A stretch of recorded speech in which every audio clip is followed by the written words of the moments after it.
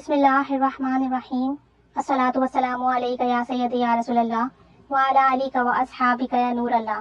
درود شریف پڑھیں، استغفار کریں، آپ صلی اللہ علیہ وآلہ وسلم کو ہدیہ کیا کریں، اہل بیت کو ہدیہ کیا کریں، خصوصی بی بی فاطمہ رضی اللہ تعالیٰ عنہ کی روح مبارک کو ہدیہ کیا کریں تاکہ ان کی نظر کرم ہو، اور ان کے وسیلے سے دعا کیا کریں۔ یہ دعائیں کبھی رد نہیں ہوتی۔ درود شریف پڑھیں، ذکر و اذکار پڑھ کے ان کو ہدیہ کریں، اور پھر دیکھیں آپ کی بگڑی کیسے بنتی ہے، آپ کے کام کیسے سنورتے ہیں، آپ کی قسمت کیسے عروج پر جاتی ہے۔ لوگ خود دیکھ کر حیران رہ جائیں گے۔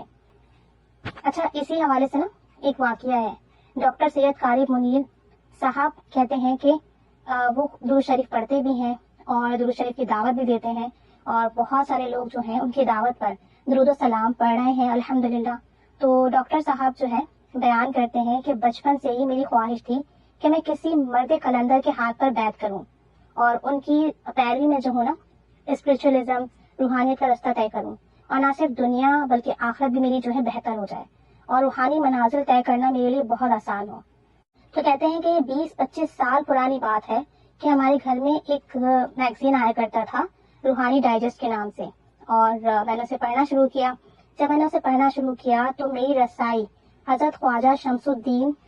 رحمۃ اللہ علیہ تک ہوئی، اور میں نے حضرت خواجہ رحمۃ اللہ علیہ سے بذریعہ خط و کتابت رابطہ شروع کیا،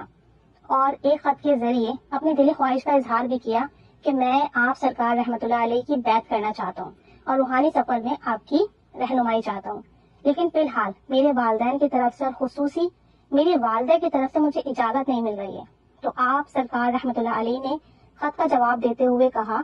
کہ بیعت کے لیے والدہ کی اجازت ضروری ہے، تو ان کی اجازت کے بغیر بیعت نہیں ہو سکتی۔ میں نے چند بار اسی طرح انہیں مختلف خطوط لکھے، اور ہر مرتبہ یہی جواب آتا کہ پہلے اپنے والدین سے اجازت لیں۔ کہتے ہیں کہ وقت میں یوں ہی گزرتا رہا، میرے دل میں یہ خواہش پہلے سے زیادہ بڑھتی چلی گئی کہ کسی طور مجھے جو ہے آپ کی بیعت نصیب ہو جائے اور میرا روحانی سفر شروع ہو جائے اور میری روحانی منازل آسان ہو جائے۔ کہتے ہیں کہ ایک دن میرے ہاتھ میں کتاب آئی، قدرت اللہ شہاب کا شہاب نامہ تھا، اور انہوں نے وہ کتاب لکھی تھی اور میں نے وہ کتاب پڑھنا شروع کی۔ اس کتاب میں انہوں نے اویسی سلسلے کے بارے میں بتایا تھا کہ وہ اویسی سلسلے میں بیعت ہونے کا اپنا ایک عجیب سا واقعہ لکھتے تھے کہ انہوں نے یہ نفل پڑھے تھے،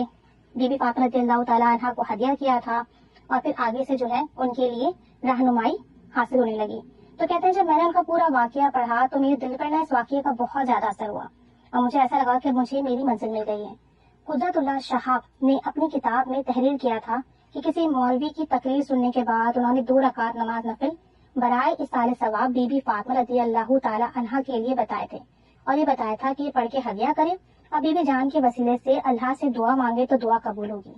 بس میں نے بھی قدرت اللہ شہاب کے طریقے پر چلتے ہوئے ایک دن جمعے کی نماز کے بعد 2 رکعت نماز نفل برائے اصال ثواب بی بی فاطمہ رضی اللہ تعالی عنہا کے ادا کیے، اور بالکل انہی الفاظ میں دعا مانگی جس طرح قدرت اللہ شہاب نے مانگی تھی۔ یہ نفل ادا کرنے کے بعد بھی میں دنیاوی کاموں میں مصروف ہو کر یہ بھول بھی گیا کہ میں نے نفل پڑھے تھے اور بی بی فاطمہ رضی اللہ تعالی عنہا کے وسیلے سے دعا کی تھی۔ لیکن کچھ عرصے کے بعد ایسا ہوا، تقریباً 20-15 دن کے بعد یا 1 مہینے کے بعد میری بڑی بہن نے بتایا کہ انہوں نے خواب دیکھا ہے، اور وہ کہنے لگی کہ قاری میں نے خواب دیکھا کہ تم اور میں حضرت خواجہ شمس الدین رحمۃ اللہ علیہ کی محفل میں ہوتے ہیں، اور تم حضرت خواجہ سرکار رحمۃ اللہ علیہ کے ساتھ تخت پر بیٹھے ہوتے ہو، اور پھر میں کیا دیکھتی ہوں کہ اسی وقت ایک بچہ محفل میں آ کر تمہاری کمر پر زور سے ہاتھ مارتا ہے۔ تب حضرت خواجہ شمس الدین رحمۃ اللہ علیہ اس بچے سے فرماتے ہیں، اے بچے، اس نوجوان کو مت مار، یہ میرا بیٹا ہے۔ جب میری بہن نے مجھے یہ خواب سنایا تو میں نے حضرت خواجہ شمس الدین رحمۃ اللہ علیہ کی خدمت میں پھر سے خط لکھا، اور نوافل فاطمہ سے لے کر خواب تک کا تمام جو بھی احوال تھا وہ بہت ڈیٹیل میں بتایا، اور پھر میں عرض گزار ہوا، میں نے عرض کی کہ میرے والدین کی طرف سے اجازت تو نہیں ہے، لیکن میری دلی خواہش ہے کہ آپ مجھے اپنے سلسلے میں بیعت کر لیں۔ بس اس خواب کے بعد اور ان خط و کتابت کے بعد اللہ کریم کی نظر کرم ہوئی، اور آپ سرکار رحمۃ اللہ علیہ نے مجھے اپنے سلسلے میں بیعت کر لیا، اور یوں سیدہ پاک بی بی فاطمہ رضی اللہ تعالی عنہا کے وسیلے سے میرا روحانی سفر شروع ہو گیا، الحمدللہ ثم الحمدللہ۔ اور ڈاکٹر صاحب مزید لکھتے ہیں کہ میری بڑی بہن کی شادی کے لیے ایک رشتہ بھی آیا، اور لوگوں کی نظر میں وہ رشتہ مناسب نہیں تھا، لیکن بظاہر میرے والدین بھی مطمئن نہیں تھے۔ چنانچہ میں نے 2 رکعت نماز نفل برائے اصال ثواب بی بی فاطمہ رضی اللہ تعالی عنہا کے ادا کیے، اور بی بی فاطمہ رضی اللہ تعالیٰ عنہ کو وہ ہدیہ کیا اور ان کے وسیلے سے دعا کی کہ اللہ تعالیٰ بی بی پاک کے وسیلے سے ہماری اس الجھن کو دور فرما دے، اگر یہ رشتہ میری بہن کے حق میں بہتر ہے تو راستے کشادہ فرما دے اور ہمارے قلوب کو، ہمارے دلوں کو نرم فرما دے اور خیر والے معاملات فرما، اور اگر اس رشتے میں کسی بھی قسم کی شر ہے تو ہم پر رحمت کی نگاہ فرما، ہمیں برکت اور عافیت کا معاملہ عطا فرما۔ بس یہ نفل ادا کرنے کے بعد چند دن بعد ہی میرے والد صاحب مان گئے اور یہ رشتہ خیر و عافیت کے ساتھ طے پا کیا۔ تو اس طریقے سے ان کی زندگی کا اتنا بڑا معاملہ، روحانی کے سفر پر چلنے کا جو ان کا ایک وہ تھا، وہ بھی کلیئر ہوا، بیعت بھی ملی اور یہ مسئلہ بھی حل ہوا۔ اب بہت سے لوگ جو یہ کہتے ہیں نا کہ ہم استخارہ کرنا چاہتے ہیں کہ رشتہ بہتر ہے یا نہیں، تو وہ بھی 2 رکعت نماز نفل ادا کریں۔ ہر رکعت میں سورہ فاتحہ کے بعد 21 بار سورہ اخلاص پڑھ لیں بسم اللہ الرحمن الرحیم کے ساتھ، یا پہلی رکعت میں سورہ فاتحہ کے بعد 11 مرتبہ سورہ کوثر پڑھ لیں بسم اللہ الرحمن الرحیم کے ساتھ،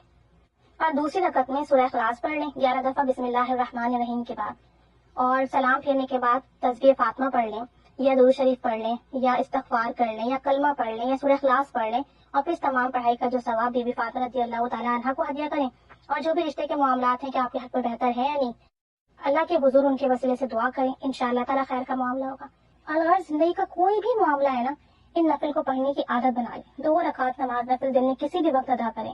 ہدیہ کریں بی بی فاطمہ رضی اللہ تعالیٰ عنہ کو، ان کے وسیلے سے دعا کریں، انشاءاللہ تعالیٰ نظر کرم ملے گی۔ توجہ دھیان سے پڑھیں، محبت سے پڑھیں،